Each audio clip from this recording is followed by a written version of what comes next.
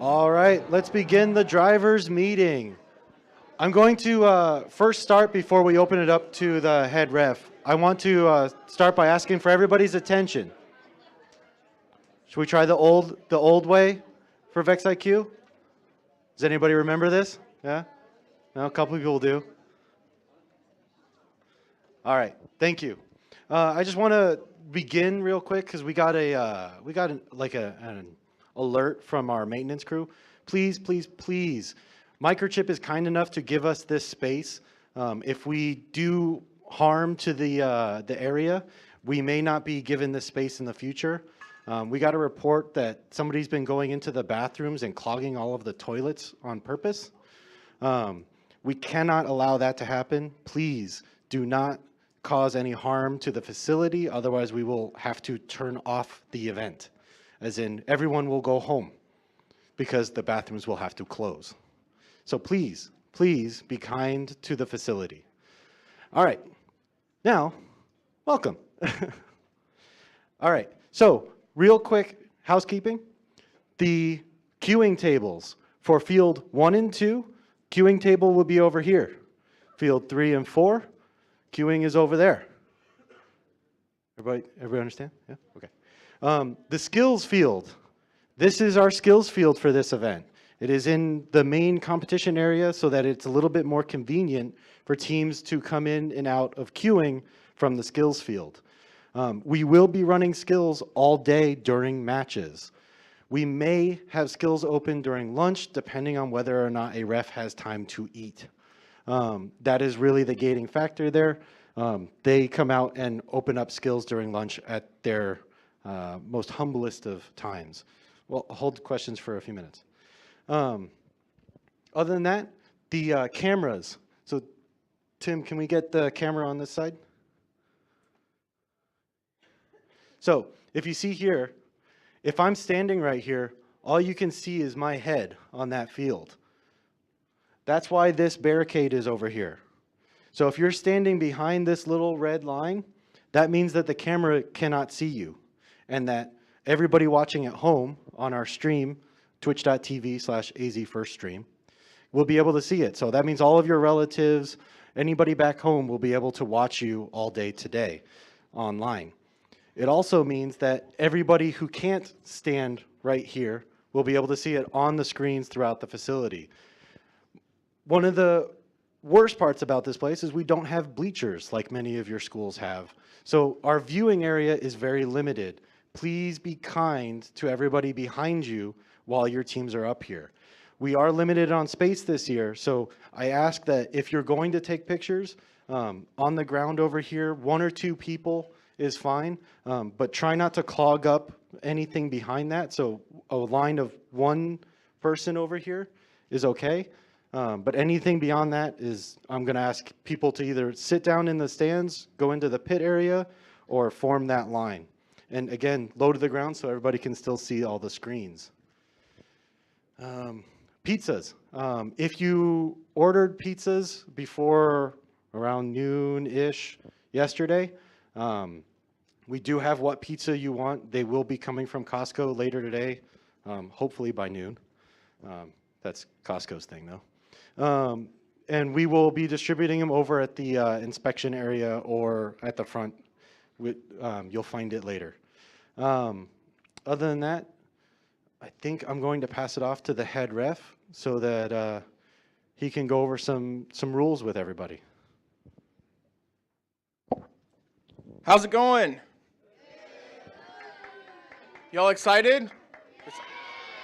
I am really excited. This should be a lot of fun. All right, so the lights every 2 hours are going to go out. So when you guys come up to queuing, you're going to be in queuing. Going to have you all set up. When you're told that the field is ready to go, you're going to get moved out to the field. You're going to put your robot in one of 2 starting positions, either here or here. During the match, you are going to remain in this area right here, unless your robot breaks down, falls over, or for some reason needs your help. In that case, you're going to set your controller down. You're going to run around, grab your robot, bring it back to one of the start positions. Once it's in that position and you got your fixes done, you can go ahead and continue. Halfway through the match, you're going to hear a swooshing sound. That's going to mean, and you're going to hear your ref say, switch drivers. Between 35 seconds remaining in the match and 25 seconds remaining in the match, you'll have to switch drivers. You'll hear it at the 35-second remaining mark, so you have about 10 seconds after that to switch. From there, I should say at the beginning of the match, one thing I want you guys to make sure is we have teams resetting the field, so make sure that when you come on the field, that the field is set up properly and that you agree with the setup. Because once that match starts, we can't go back and try to fix any of that. So make sure that you are very vocal. Tell the ref to hold on. You want to fix something, we'll fix those any field issues. At the end of the match, you'll hear a countdown, the last 5 seconds or so.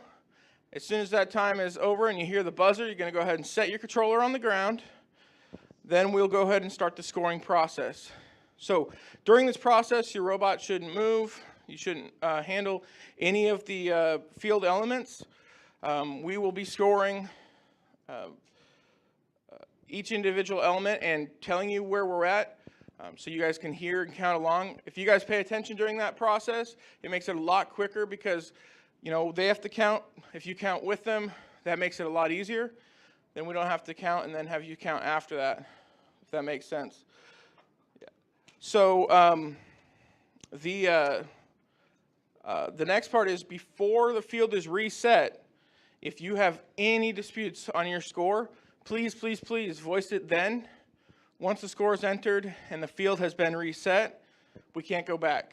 We are using the tablet scoring system, so what you see on that tablet when it is saved, that is what's going to go to the server, and so there's no chance of there being something between the tablet and the computer that's not scored. So there won't be a dispute there. If at any time at that end point where you're counting up the score, if you guys have a question or don't agree with what your score is, tell your ref, make sure they know. If they don't know, they can't fix it. If for some reason you and the ref that's at your field, unless it's me, are disagreeing, call me over. I have no problem walking through the rules with anybody. And if for some reason, you know, we both have questions about it, then we can look it up. We have that game manual available and the Q&As. Yeah, exactly. So, is there any questions about that process? If your robot is still holding a hub when the time is up, does that hub count or no? So the question was, if your robot is still holding a hub when the match ends, does that, and it's in a, I'm assuming it's in a scoring area, then no. If your robot is manipulating a piece when it goes into a goal, that piece is not scored, as long as it's still touching it. You can only have one hub basically off the ground with your robot, so you can push, but you can only be in possession and holding one hub at a time. Another question? Something about his question. Does that mean if you have 3 hubs and then you're stacking one hub, but the hub has already touched the other hub, but it's still touching it and it's stacked, will that hub count? All right, so the question was, if you have a stack of hubs in the scoring zone and your robot is putting one on top of it, but it is still touching that hub, and it's also touching the bottom hubs. So the one that your robot's in contact with will not count. But if your robot's not touching the lower ones, that's okay, because that's not your robot touching it. Although your robot is holding the hub and that hub is touching it, it's not your robot touching it. Does that make sense? Any other questions about that? Oh, right there.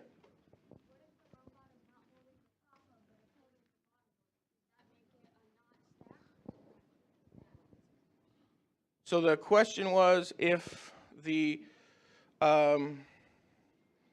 robot is touching a hub that has a hub on top of it and it's in the score zone, will that count? So any hub that the robot is touching does not count.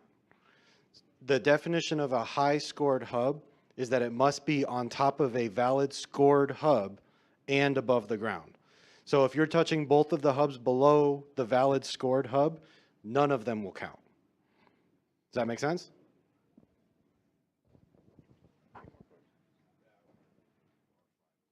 Okay. And then a real quick one, because I've seen this at every event this year so far. R5 in the robot game manual. A robot may not expand beyond its 11-inch by 12-inch or by 20-inch constraint at any time during the match. Note, the 11-inch by 20-inch limit includes the full range of motion by any appendages. So if that's what we're talking about when we're asking for measurements to be done. So at the start of the match, your arm can be down here, and that's within the 20-inch starting position.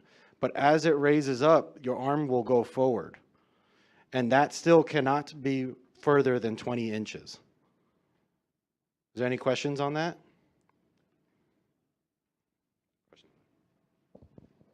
All right, I'll take a few more and then we'll get started.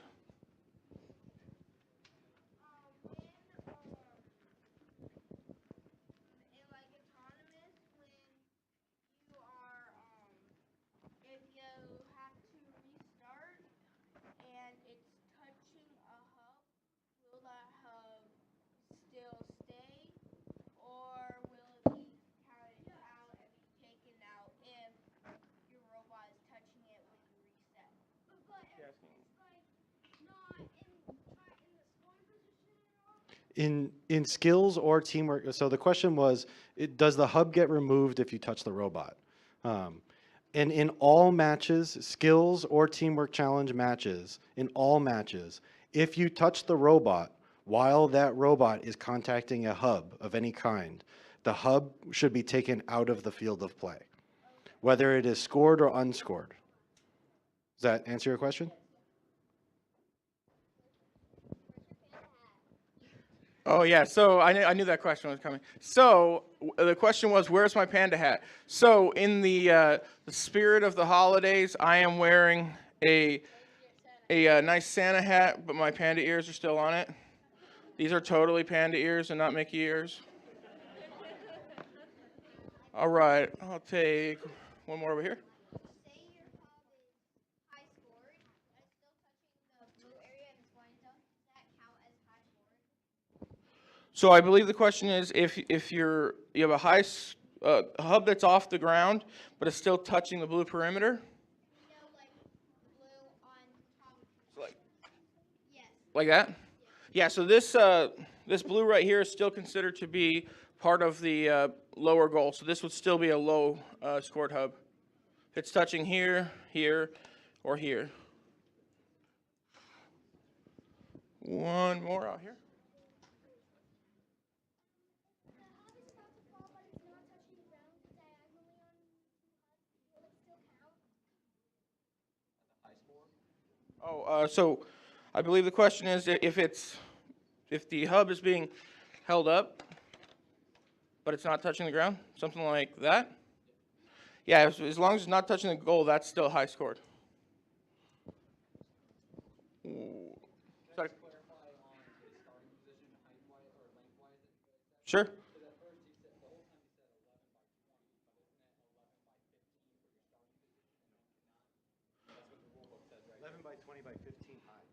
Yeah, 15 high is the high. But during that match, that 15 high can grow. It's just at the start, it has to be less than 15. So, yeah, sorry. To rephrase that